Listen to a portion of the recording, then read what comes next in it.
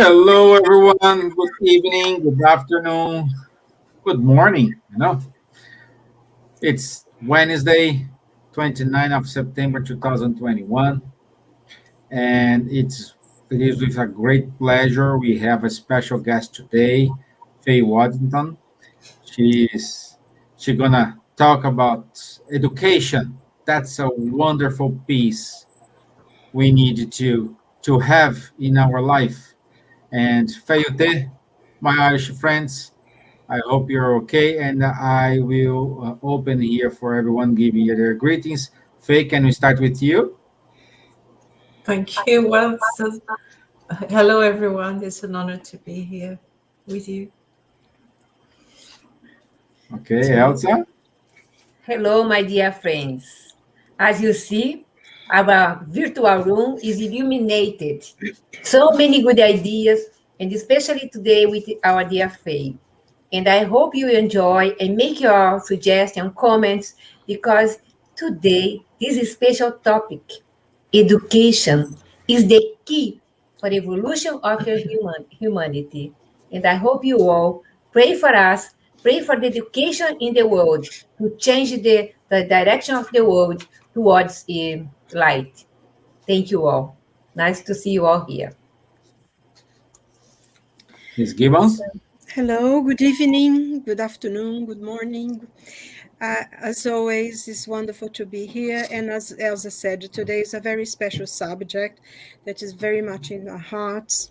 And it's through education that we will change, people will change, and there'll be more understanding and more acceptance of everyone if we learn about each other. So today is a very special topic, and it's a very special topic, especially for Spiritism, because the person who codified the Spiritist doctrine was first and foremost an educator, and his whole life was dedicated to educating and creating books. So this is very, very special for us to start this subject today. So welcome, everyone. Thank you. Dr. Gircis. Labas vakaras visiems, laba diena, labas rytas. Šiandien turime dar vieną pokalbį apie dvasingumą. Mūsų tema yra švietimas, žmonijos evoliucijos pagrindas. Mes kalbėsime apie Jėzaus mokymus ir nušviesime gyvenimiškus klausimus. Allan Kardec buvo profesorius ir mūsų tema šiandien yra labai svarbi ir padės ne tik mes suaugusiems, bet ir vaikams. Tikiuosi, kad jums bus naudinga ir bus labai įdomi, labai gera vakar. Ačiū. And life we have in their own hands. Mr. Kempf. Bonjour, bonsoir à tous. Heureux d'être de nouveau parmi vous ce soir pour cette émission spéciale avec notre chère sœur Faye Waddington qui va nous parler de l'éducation. Éducation qui n'est pas seulement l'instruction qu'on reçoit à l'école, mais c'est celle qui donne les bonnes habitudes, comme disait Allan Kardec, qui au début de sa carrière, comme Hippolyte Léon Denis Arrivaille, était pédagogue, comme beaucoup de vous le savent. Hello, good morning, good afternoon, good evening to everyone. Happy to be here again with you and with our dear Faye, which will talk to us about education. Education which is not just instruction, but more than that. Education which is intended to make out of the children good persons later on. So it's more than just intellectual things, it's also good habits and moral things. So very keen to see and to listen to our dear Faye. Wonderful, wonderful. Thank you very much, everyone. I want to say welcome to our friends, Marisa from Brazil. We do have our friends from Argelia, friends from United States, UK, Ireland, Canada. Yes. Okay. So it's Wonderful to have you here with us today.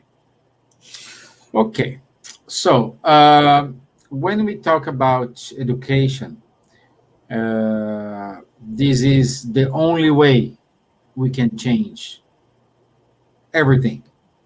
Everything is education, is the basis.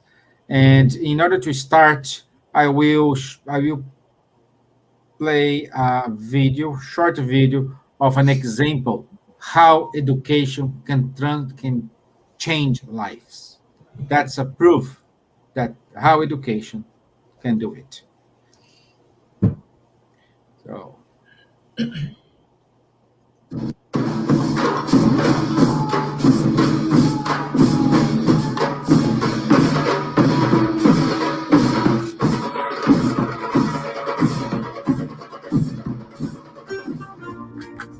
E é tão agradável poder amar aos outros e amar-se, poder servir aos outros, consolar, ver um olhar, dizer muito obrigado sem palavras.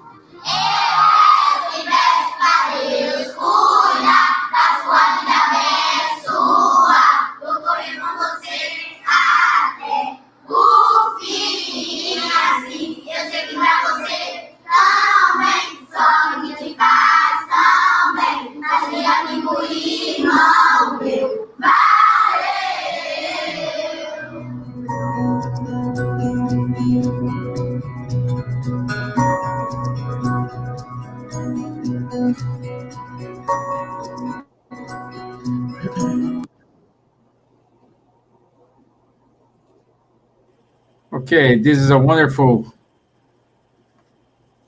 social uh, organization in Brazil from Divaldo Franco. He look after many children. Perhaps Elsa know better. Elsa, I know now Elsa has been there for many times, so she can talk a little bit more about it. Quickly, before Faye, much of the way, 3,500 children in the schools, several schools inside much of the way, providing meals, 2 meals all day, coffee, breakfast, everything for the children, maintenance. Children, as a small one, comes from their homes and change their clothes in the much of the way. They wash the clothes of the children, and in the afternoon, when children are leaving, they change the clothes, clean one, and that's it. It's an education, not only instruction, education that we'll talk more about. That is love in action, okay? I stop here. Thank you. Great, my dear. Thank you very much. So, without any other delay, let's listen our special guest today. Thank you. And Faye, the floor is yours. Break a Thank leg, you. my dear. Thank you very much. Right. So it's a vast subject. There's so much to say, so much to think about. And I'm starting with this. Is that the greatest teaching received from Jesus seems to be love the Lord your God with all your heart and with all your soul and with all your mind. And that's Matthew 22:37. So after rising from the dead and before the ascension, as you may remember, Jesus told his disciples, go and make disciples of all nations and teach them to abide, to follow everything that I have commanded you. That's also in Matthew 28:19-20. So this is how he instructed his disciples regarding the duties after his departure. And he said, teaching. And for that was what he came to earth to do. And it would have been sort of a pointless experience if others weren't taught and told to spread his teachings. So he knew that his experience of communicating was not so simple, but it would in itself help the others, help his disciples to learn more about empathy, interest, and even about compassion.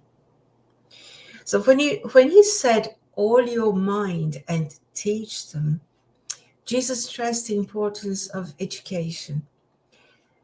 Having given so many examples of how to encourage people to learn and also to teach them, his revolutionary idea has changed the world completely and shaped our culture, meaning our Christian culture, which has spread around the world as a truly global frame of mind, added to local, continental, and ethnic cultures. So it was not meant to obliterate anything, but to converse with them, talk and learn with them.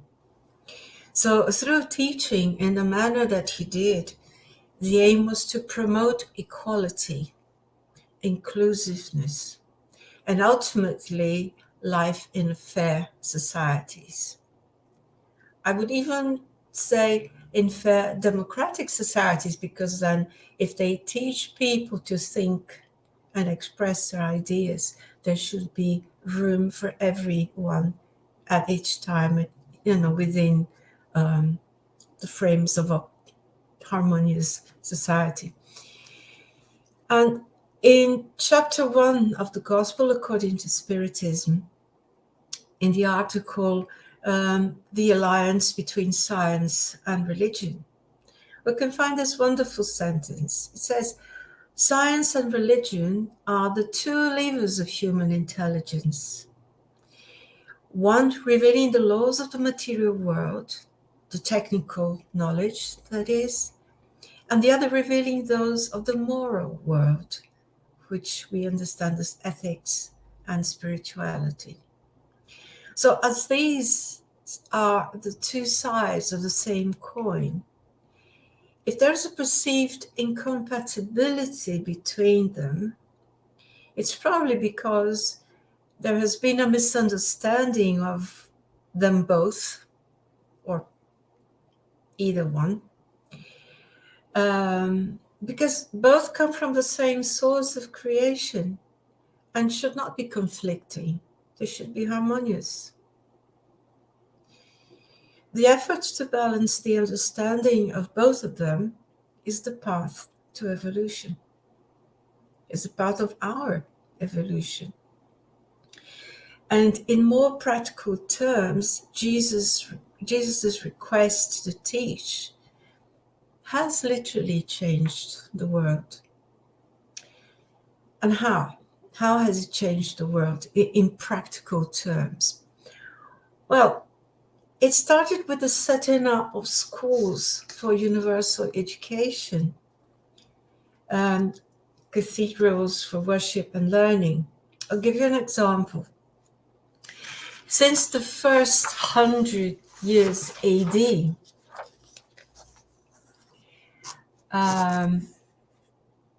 we started to see schools being set up in places that where education used to be more of a privilege for the older, for the richer, for the boys, isn't it? It was a very clear group that could be given education. And then we see that sometimes, not too long ago, even in our European societies, girls weren't given so much access to education. We saw that in the 1400s. So his request has inspired people to take action, to be more proactive and brave enough to experiment with this new ideas of setting up learning environments. And opening schools was nothing new, but the revolutionary trend that Jesus started, based exclusively in his message, was that schools started to be open for all, young and old, boys and girls, rich and poor. That was the revolution, the change. I have other information here, for example, that from the early Christians, like Ignatius of Antioch, he lived, mind you, from 35 AD to 108 AD, so very first century AD. He stressed the importance of teaching children. And he said, a righteous father educates his children well, bring up their children in the training and instructions of the Lord, and teach them the Holy Scriptures and also trades, that they may not indulge in idleness. So there is a dedication, not just for praying, not just for God, not just for spirituality, but as a way of promoting evolution in life, in practical life. Teach them a trade so their lives are not wasted in idleness. Give them a purpose. So the early Christians started to open schools in obedience to Jesus' commands to teach. And one of the first schools, but I didn't know that, one of the first schools was opened by the Apostle Mark, the one who wrote the second gospel. Yeah, I didn't know that. And he began a school in the great city of Alexandria in Egypt. And then another early Christian leader known as Justin Martyr, again lived from 100 to 165 AD, started two well-known schools, one in one in Ephesus in Turkey and one in Rome, Christian schools.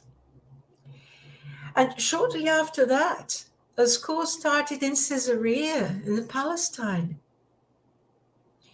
which taught not only Christian doctrine, but also taught mathematics, grammar, and even medicine. So setting up schools was nothing new. What was new was the fact that Christian schools were open to everyone. Young and old, rich and poor, boys and girls, they accepted everyone. A Greek man, Tatian, wrote in the 120s, I would say 150s, around that, AD, wrote a letter to his friends saying, we Christians admit all who desire to learn, including the poor, even the old women and children. In short, persons of every age are treated by us with respect. Was that a revolution or what? It was. It breaks all the standards of centennial, millennia even. So this was a revolutionary idea because in the Greek and Roman worlds, schools were almost exclusively for boys, and usually only the sons of the rich and the ruling classes. So a very privileged part of the public. And by the 400s AD, the Christians began building cathedrals because as it happens, and we see, if there were the richer would also attend the schools, and they would take up more space, as that's the human side of things, isn't it? So the Christians began building cathedrals as centers for worship and learning. So the cathedrals were schools. And these places could teach children not only Christian doctrine, but also grammar, speech, logic, arithmetic, music, geometry, and even astronomy. So there were setbacks with the schools. gradually taking, as to say. But then what did the religious, what did the most, the people who could, the religious people do? They say, all right, so let's open the schools in the monasteries and convents, because then we can make sure that especially the poorer families can attend and have their education. So I don't know, is this the time? But so this was a huge impact. And this impact carried on, went through, it simply couldn't be stopped. And when we get to the Middle Ages, to the Renaissance, at the time in the 1400s, yes, about the 1400s, then who do we have? Martin Luther. And we have the Protestant Reform. And what did he want? Education for all. And he even became, he had the understanding that it's, instead of a selective few, we, each person was a priest at the service of God with respect to education. So he said, and therefore everyone is responsible to know the Bible, everyone is responsible to teach the Bible, and teach more if they can. So they could not, a community could not prosper without education,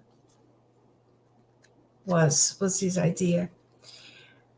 And so he became more and more outspoken, and he was probably the first to demand that the civil authorities, that the ruling authorities of his community or town took responsibility for the education of all. So the schools were public as part of how towns were organized. And these were monks, these were priests, based on Jesus's teaching or command, let's say, of go out and teach. So, yeah, and he said, something I found interesting about Martin Luther. He said, I hold that it's the duty of civil authority to compel its subjects to keep their children in school, not at work, not on the farm, in school. And the best and the richest treasure of a city is that it may have pure, learned, intelligent, honest, well-educated citizens, for these can collect, preserve, and properly use whatever is good. And well, in that respect, what happened then, when we think of the times of discoveries of navigation and the settlers, European settlers going to every continent, to every country, if you think of a tiny town anywhere, how does a town start? How did towns start? Around two main structures: a school and a church. Anywhere. And that sort of became a standard within this framework of the Christian thought, that wherever people went, it was mandatory that there was a school and a place of worship. So, science and spirituality.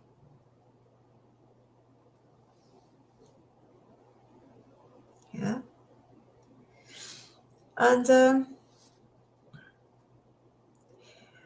So this was a commitment that went everywhere across the oceans, and I think I it just crossed my mind that if people go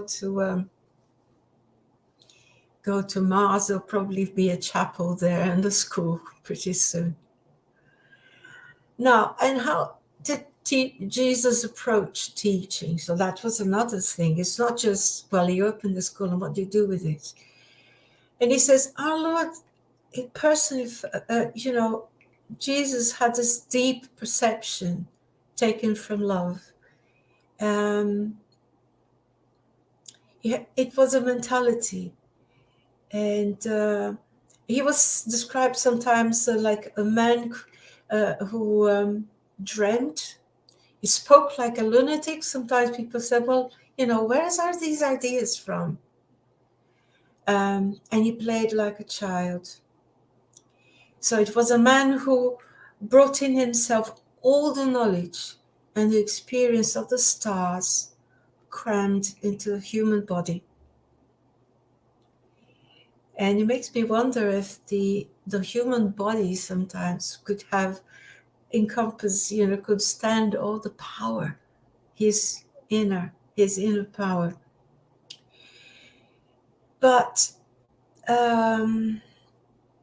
he understood that when you lack a vocabulary, for example, to express a consciousness, it may be the case sometimes people lack the words, lack the language.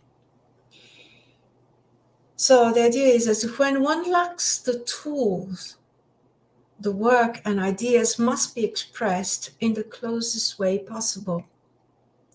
So the knowledge acquires simplistic, primitive forms of expression attuned to the receptors of the moment of communicating. In other words, so if parables were the best approach, then he would use them. So the contextualized stories elicited questions drawn from the experience and logic. And that's when the learning started. That's when the learning starts to take place. When people hear something that they are familiar with, but there's something new about what they are already familiar with. And then they start asking questions, seeking information from one another, from their peers. So there is this circle of enlightenment, a circle of knowledge that starts to move and speed up from the teachers to the learners to their peers, the peers from and all of them to the teacher, and it's a dynamic circle of discovery and mutual support.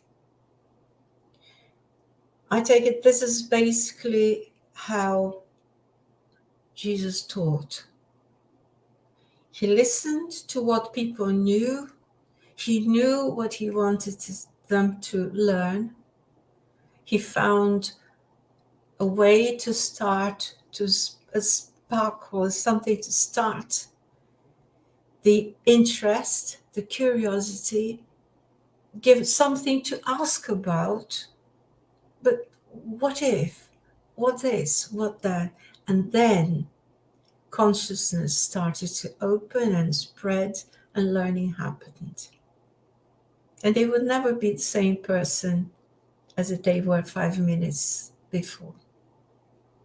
That was the transformation. That was the revolution. And again, just to close this part, because I would have a lot to say, we can find a lesson about this in the Spirit's book, actually, on question 779. There's a question asked by Kardec. And it's regarding the progress. How does progress happen? Is it spontaneous? Does it happen by itself? Or is it a result of education? Or would it be an interaction? Or both? Yeah? I'm sorry. Is this the time? No, it's yeah. You can if you have more, we can start the discussion. It's up Oh, to you, I Nadja. can. Oh, yeah. I do.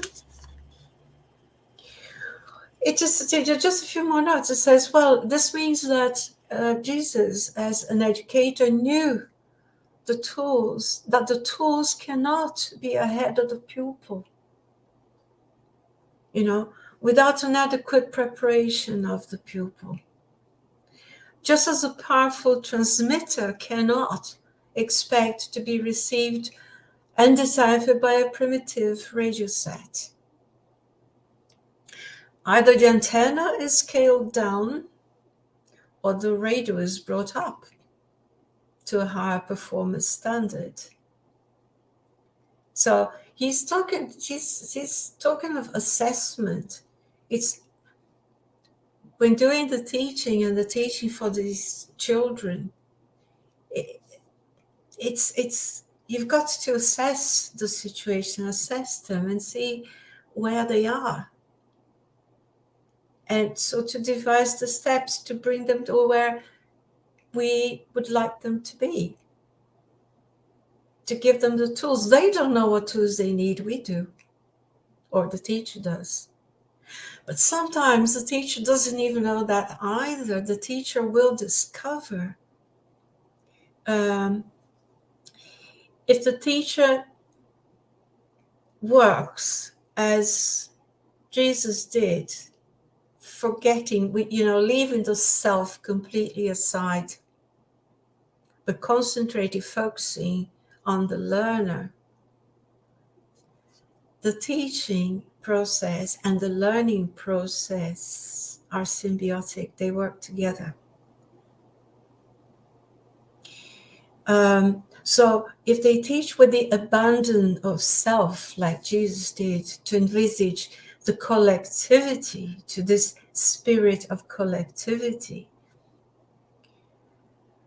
to teach the community, that makes a difference between the preacher and the teacher.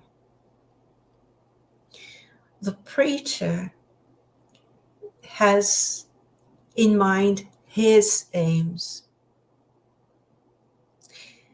Now the teacher has in mind the pupil's needs, what they seek and what they need to be taught. So this is how I see it. So despite having a program, the teacher still prioritizes the students. It's not let the students tell where they want to go. No, the students don't know where they want to go because they're there. We can respect and we should respect their needs and how they learn, and teach them where they can go. And so Jesus said, I don't make the fish, I make the hunger.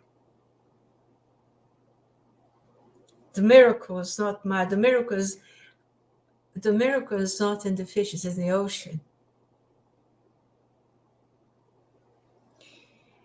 So wonderful. We have a better idea of the ocean than the kids, than the children, or any learner for that matter.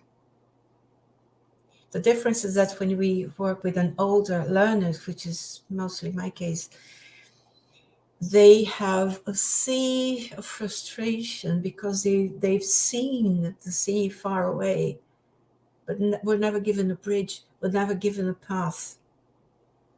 So they're ready, they need the tools. But the young ones don't know that behind that hill, there is an ocean that they can enjoy. So, and it's for us to know the difference. Yeah. And finally, I found somebody who said, well, it's unfortunate that in the name of teaching, in the name of spreading even the teachings of Jesus, there has been some harm has been done by well-intentioned people, as if Jesus had said, go and impose. He never imposed anything, and he never told, I'm pretty sure that he never told anyone to impose anything. He says, teach. And so it's not, again, as I said before, it's about, what's the word? It's about understanding that when we learn the lessons, the wonderful lessons that Jesus has left us, and we take them elsewhere, of people who are not used to them, you will probably talk to them and find a common ground, because there may be similar values. So we're expected to converse and talk and learn something from them. They'll learn something from us. And so it's not to exclude anything, it's to add all the good that there is. Because all the good that there is comes from the same Creator. Wonderful, Faye. Thank you. Amazing. And we are bombarded here about questions, my dear. Oh, dear. This is wonderful. Yeah, this is great. So, can we start with first question here from Guilherme Diaz? Very interesting subject and presentation, by the way. How the Spiritism can contribute to the education of the future?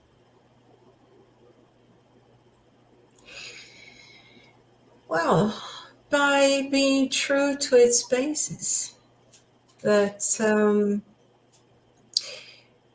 Spiritism is one, if not, it is one that says that we cannot progress in life without education, without learning, without working towards it. Enlightenment and evolution doesn't happen by osmosis. We have to work for it. And that's how it's through discovery. Evolution is wonderful because it happens through discovery. And we don't discover just being a couch potato, just sitting there and waiting for it to come. Now we need to process it, and we process it physically, Yeah. Great. I think, Elsa, do you have a question for Faye? I can leave my place for Nadja, that is Silvia, but one question that I would like Faye to get thinking about is why we have lack of spirituality education in schools now, if you start very well in the beginning. Because maybe societies, maybe people became too marveled at the material conquer, from having nothing to being able to have something or a lot of the material goods, and started to judge their success. Because if you think a spiritual wealth is abstract in the sense that nobody can see, nobody can weigh or measure, yeah. But you can weigh a ring, you can weigh gold, you can measure a car, a property. So maybe it became easier to to just establish parameters by how much people could see and weigh and measure. Great. Great. We have a wonderful comment here from Marisa. She wrote in Portuguese, but we can translate. Is like she said her daughter of 10 years old, she will start to have study logics and philosophy in her school. So this is a great hope for the future. Oh yeah, yes, because it gives depth. You know, is and they learn how to think and how to question. Be ready for questions. Yeah. Yeah. That's great. Okay. Elsa and Nadja. Yeah, you're okay. Nadja, go ahead, my dear. Yeah, sorry. Thank you very much for your teachings. It was very, very good presentation. It was very nice, very, very interesting. Research that you've done, actually, you've done a very good research on this topic, and it's very, very interesting. I was thinking that when you were saying that how we can teaching children don't know what to do, we have to help them lead the way and show them, where to go, or where they could go. Now, of course, they have the free will. I was thinking then to get when you were saying about also ancient times and before Christ, after Christ, or the way they were teaching. For example, the masters to then like that their pupils, the students, they were more to selected people. At that time, there was a little bit more philosophy, a little bit more thinking. And when nowadays we have so much information on online internet, and in 1 second we can find the information that we want, and we can be also bombarded with all so much, and we as adults that we were taught to analyze, to think, and to see if this is true or not. And we as adults, we have this problem of separating what is fake news and what is reality, and what is real, what is true. And so, like, to help children to think, help children and teenagers especially, that they are more there online all the time. How can we teach them or show to them that they need to analyze what they are receiving, all this information that they are receiving? So, like, how can we not just tell them, show the way, but how can we do it? That's a very good point. Very good. One thing I've noticed, and I find a bit annoying, because when you go on social media, and I like it because there are lots of interesting things, but it's like a buffet, yeah. So you don't eat the whole buffet. You pick and choose, and otherwise there's simply an overload of things that don't make any sense.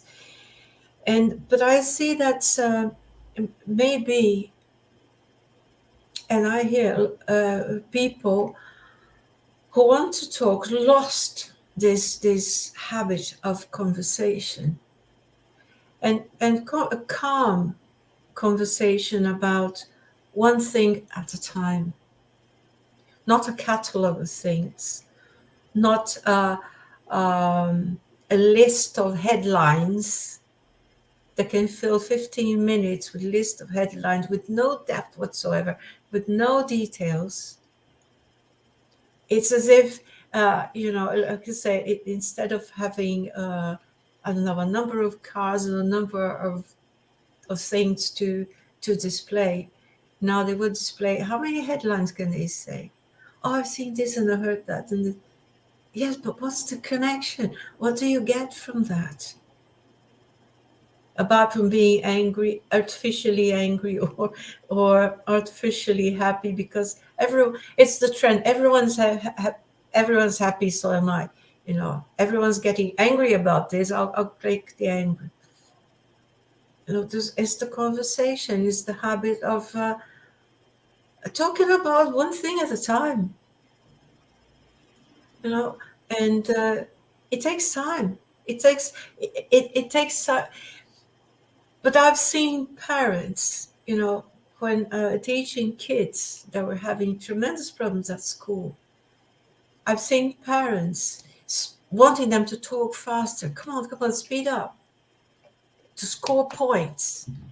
And I see the kids are getting into this thing of scoring points. And this is when I was telling one parent yesterday, I don't want my students in front of a computer all the time.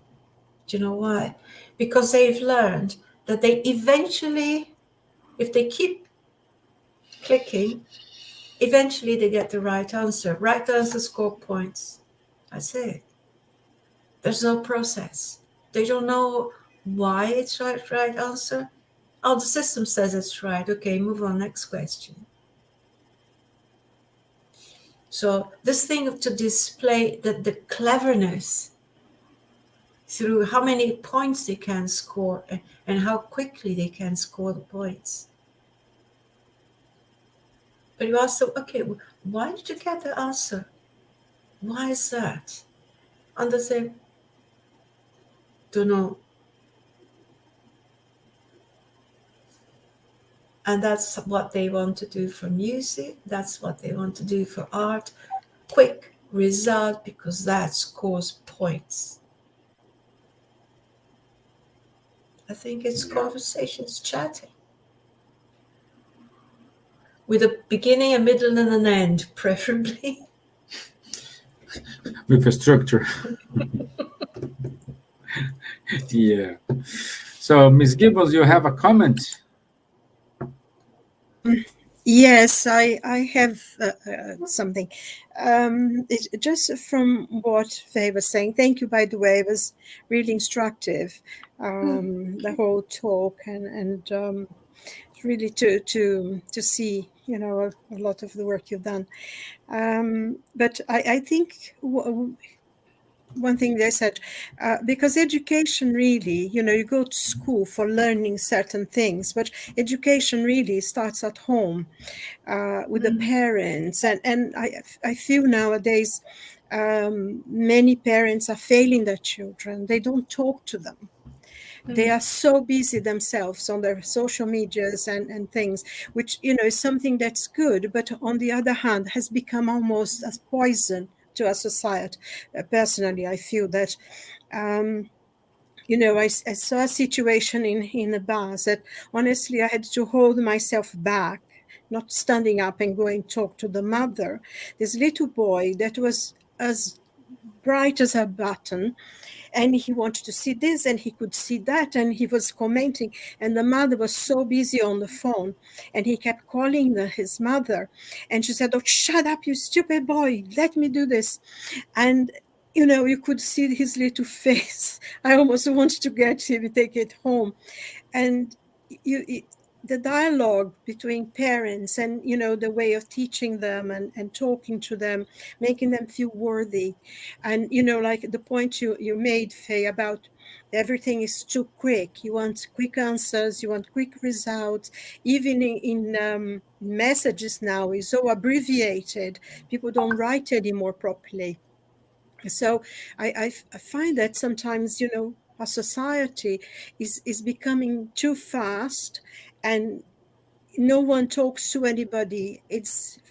You see people on the tube, with couples, and you can see they are couple, but they are each other, in their own phones, or talking to each other actually by message. And I think it's the children are missing the storytelling.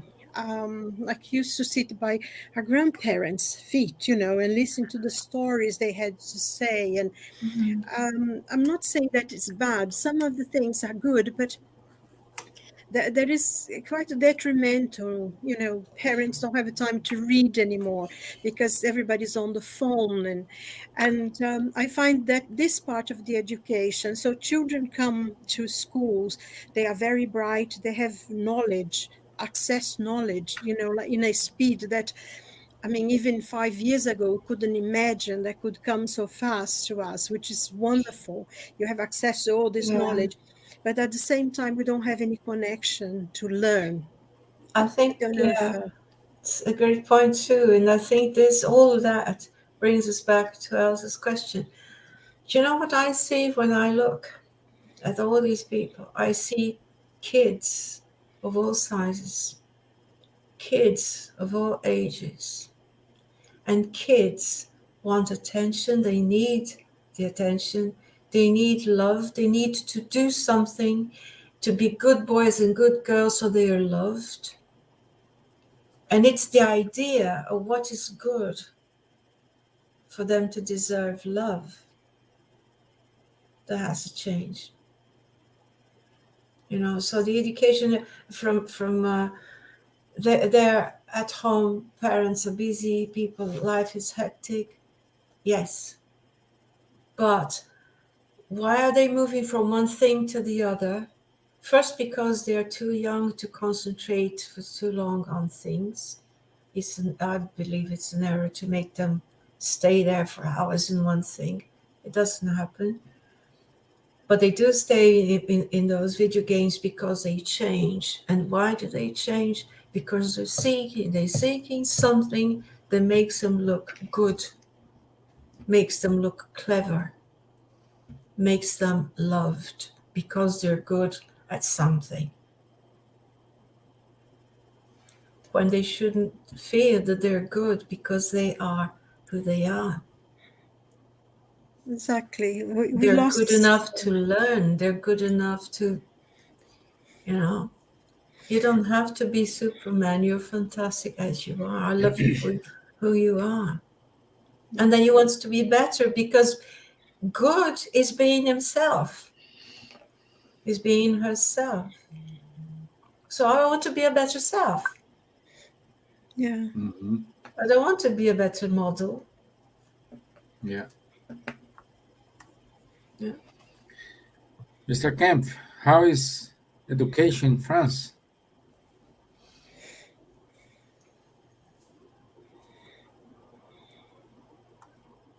It's on mute, my friend. Okay, it's better now. Much better. Okay. Yeah. I enjoyed a lot your speech, Faye, and the example of Jesus, which was one of the first educator, seen as he really was, and not as all these religious leader presented it to us along so many centuries and even millennium. Mm-hmm. And I also like a lot the difference between the preacher and the teacher. And that's a lot about, how to say, one of the key points of education, as you clearly told it. The preacher is saying what to do. It's the heteronomous approach. Yeah. And the teacher is teaching the children and also the older people to become autonomous, to seek by themselves, to think about, to make use of their judgment. This is so needed, as you also commented, with all this flow of continuous information that we are suffering in the recently with all this social media and so on. Mm-hmm. And really, if you don't have the, how to say, the sense of making difference, what makes sense, what does not make sense, what is disinterested, what is interested, what is good and what is evil. How can you come out of such a big flow? And I think you made it very clear that education is all about that. As Guilherme also asked in a question here, it's everything to teach to the child, starting with the childhood, to be autonomous, teach fishing and not giving only fish. And you made it really very clear. So thank you so much for your talk. I have no further question, and it's really something very important. And I think one of the roots of Spiritist movement and Spiritist teaching is exactly this: is to go beyond just instruction, and to go also towards these ethical and moral consequences, which is then completing the instruction to make the education. I also enjoyed you talking about the question 779 of the Spirit's book, which is how to say, the progress comes only through the education, from the one who know more helping the one who know less. And I enjoy also very much the next question, which is a 780. And there Kardec is asking, is the moral progress or evolution always following the intellectual evolution or progress? And the spirits are answering, it is a consequence. I mean, the moral progress is a consequence of the intellectual progress, but it does not always follow it immediately. And this is exactly what we are seeing in our humankind, as you clearly told about it as well, all this material progress, and we see only what we can weight, what we can measure, what we can see or touch or whatever, and giving less value to what we cannot touch, which is from the spiritual world, and which are basically the immortal values, because all what is material, one day or the other, we will again go back to the spiritual world. And that is then when we come to this world, and we see that these eternal, not eternal, but immortal values are the one, the spiritual ones, for of conscience and so on. And all what is material stays here, even our physical body stays here. And that's also, I think, one of the key points of the Spiritist philosophy. And again, it should be taught to the children as much as possible, so that they are getting the resources in order to overcome the natural difficulties of this life in the current incarnation. So I have no further question. I just want to thank you once more for your presentation.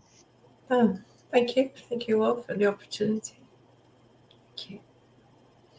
Great, my dear. And let's go to our final question from Guilherme, and he's asking us, how can we help future generations to create the routine of questioning everything, to deepen current knowledge and expand the possibilities for the future?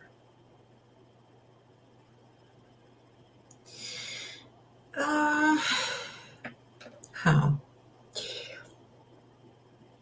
They learn from example. I think one of the sorry, Faye. I was just thinking that this is basic in children, isn't it? When they are young, they question everything. And I think we need, as parents, as uncles and aunties, friends, encourage them, isn't it? Because they want to know why.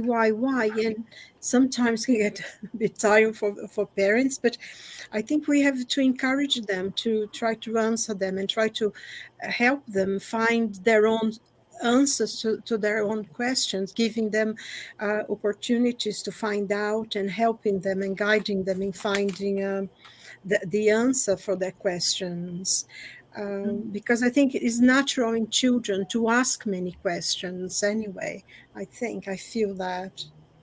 I don't know how you feel about that.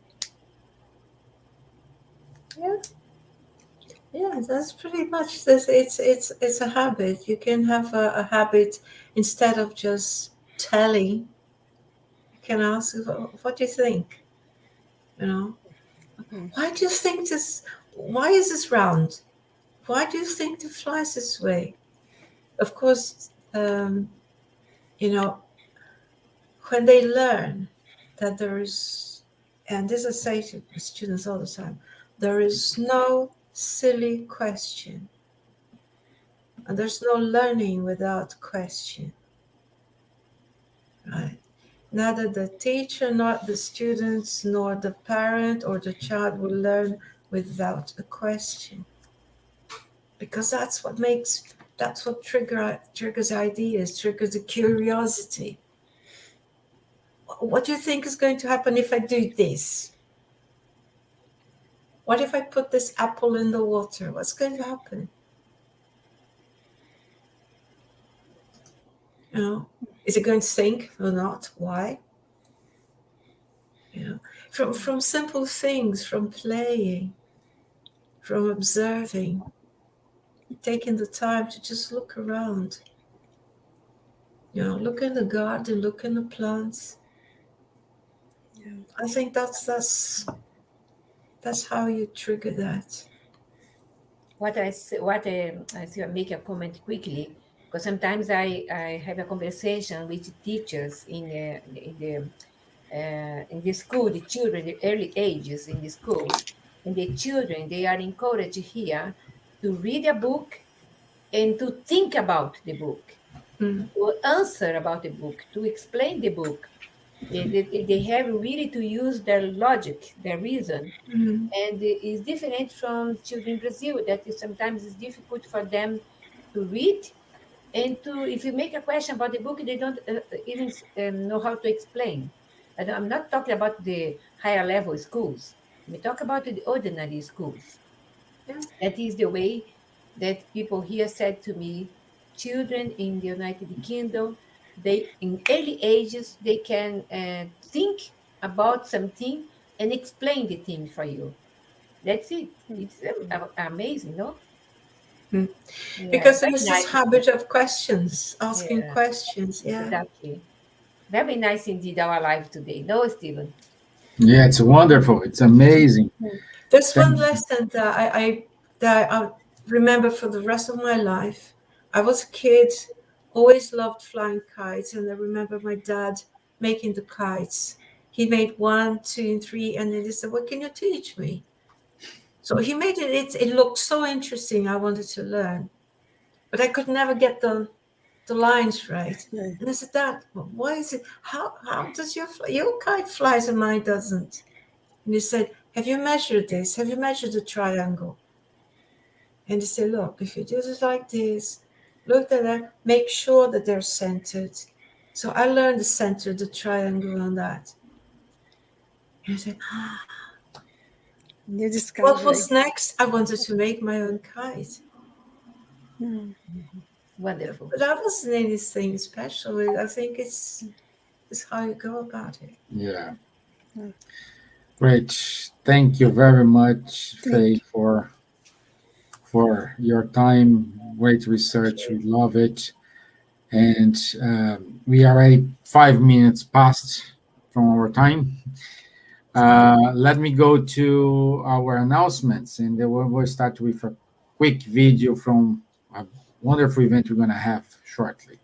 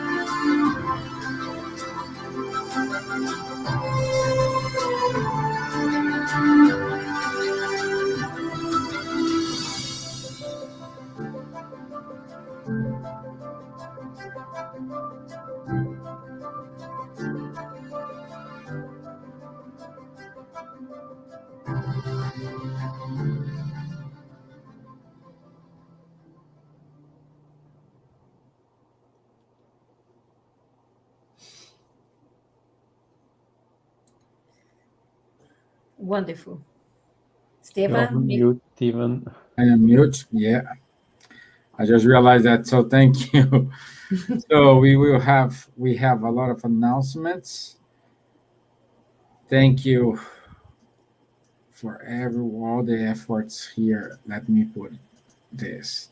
So our next live, it's about Spiritism philosophy basic works. So don't miss it. Save the date. Also, in October, we will have Charles Kempf talking about Allan Kardec and the pioneer of science and spirituality Sunday. at 11 a.m. Sorry, Elsa? Sunday, Sunday. 30th. Yeah, Sunday. 3rd of October, Sunday. Yeah, Sunday is a busy day. It's coming in November. Daniel Stiegel will talk about Leon Denis, a new perspective on pain. What more? On Sunday, 3rd of October, look this message here, talking about Spirit's book translated in Hebrew. We will launch the Spirit's book translated into Hebrew with Yes, Miriam that's Levy, which is a translator, Elsa Rossi, Paula Zamp, and our professor Severino Celestino. It's 5 o'clock London time. This is a wonderful event. Thank you for efforts of everyone who could translate these books to Hebrew. Thank you very much. in English and Hebrew. The slides, the information will be in two languages, okay? Good, good. Uh, Also in November, we will have the Spiritism X 2021, Understanding Our Multidimensional Journey. It's an online event promoted by Kardec Group. And please register on Eventbrite. And it will be a wonderful event as all the others previous ones. Finally, we have something for our youth and our children. The group Sembradores de Luz, they will have on the 6th of November, it's a Saturday, 7 o'clock our time, no, 6 o'clock our time here. They will have a meeting about International Spirited Youth Group. So please save the date and don't miss that. And also, I invite everyone to join on Facebook. The Ambassadors of Life is a group which help to prevent suicide and also give some suicide awareness. So everyone is more than welcome to be part of this group. Hey, Stevan, I forgot to add, this coming Saturday, 2nd of October, we have our dear friend Alexandre Caldini talking about the Leon Denis 175 birthday. Oh, yeah, it's the first Sunday, first Saturday. The Why of Life. The Why of Life. Okay, Yeah. this coming Saturday, 2nd of October. I added this slide for November. Sorry, it's October 1st. Okay, great. You Okay. can show if you want to because it's in your WhatsApp. Yeah, okay. So I want to say thank you all. Thank you, Nadja. We're missing you a lot. Thank you, Faye, for your time. Wonderful contribution. And we hope this education will change many, many lives in the future. Thank you very much. I'll see you all next Wednesday. Thank you. Have a good night. Thank You you. Thank guys. you. Bye. Bye. Saturday Bye. first. Saturday Bye. now alive. Bye. 4 o'clock.